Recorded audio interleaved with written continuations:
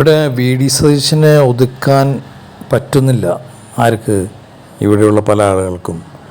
ഉദാഹരണം, ചെന്നിത്തലയ്ക്ക് മുഖ്യമന്ത്രി ആയിരിക്കാൻ വളരെ താല്പര്യമുണ്ട്. കാരണം അദ്ദേഹം കുറേ വർഷങ്ങളായി രാഷ്ട്രീയത്തിൽ പല സ്ഥാനമാനങ്ങളും വഹിച്ചിട്ടുള്ള ആൾ.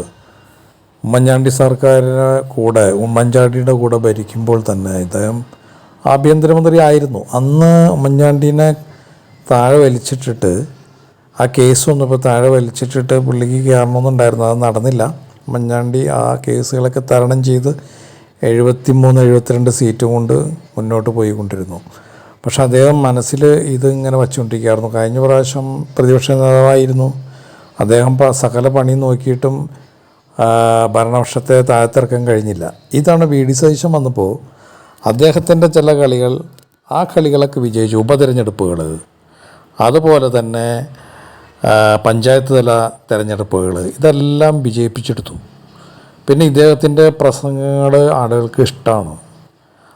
ചെന്നിത്തലയുടെ പ്രസംഗം പോലെയല്ല ഇദ്ദേഹത്തിൻ്റെ പ്രസംഗം. നല്ല വിഷനുണ്ട്. അദ്ദേഹത്തിന് ഒരുപാട് കാര്യങ്ങൾ പഠിച്ചിട്ടാണ് പ്രസംഗിക്കുന്നതെല്ലാം.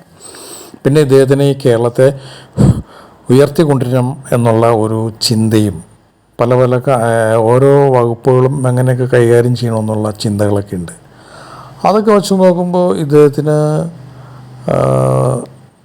അർഹതയുണ്ട്. ഇവിടെ കെ സി വേണുഗോപാൽ, അതുപോലെ കെ സുധാകരനൊക്കെ, ഇപ്പോൾ കെ സുധാകരന് മുഖ്യമന്ത്രിയാകാൻ കഴിയില്ല. പക്ഷേ ഈ വി ഡി സതീശന് മുഖ്യമന്ത്രിയായി ഇരിക്കാൻ അദ്ദേഹത്തിന് ഇഷ്ടമില്ല.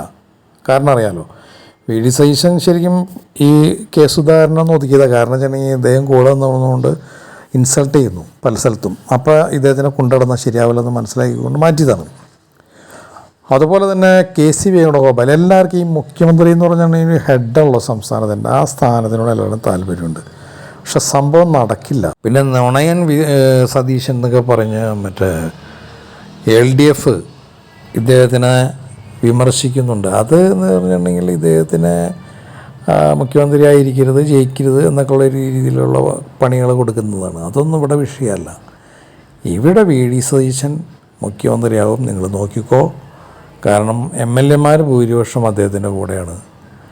അത് മനസ്സിലാക്കിക്കൊണ്ട് ആ ഹൈക്കമാൻഡ് അങ്ങനെ തന്നെ തീരുമാനിക്കണം. ഇനി ആരൊക്കെ എന്ത് കളിച്ചിട്ടും കാര്യമില്ല, മുഖ്യമന്ത്രി ഇദ്ദേഹം തന്നെ ആവുള്ളൂ. കാരണം ആവേണ്ടത് ഇദ്ദേഹം തന്നെയാണ്. അദ്ദേഹത്തിന് പ്രത്യേക ഒരു കഴിവുണ്ട്, ഒരു വിഷനുണ്ട്.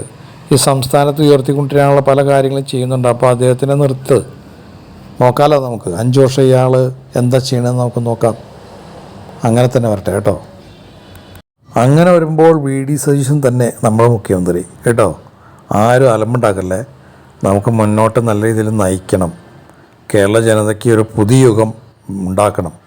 അതിനുവേണ്ടി നിങ്ങൾ ആരും അലമ്പുണ്ടാക്കരുത്. നമുക്ക് വി ഡി സതീശനെ മുഖ്യമന്ത്രിയാക്കി നല്ല രീതിയിൽ ഈ സംസ്ഥാനത്തെ നല്ല രീതിയിൽ കൊണ്ടുപോകണം.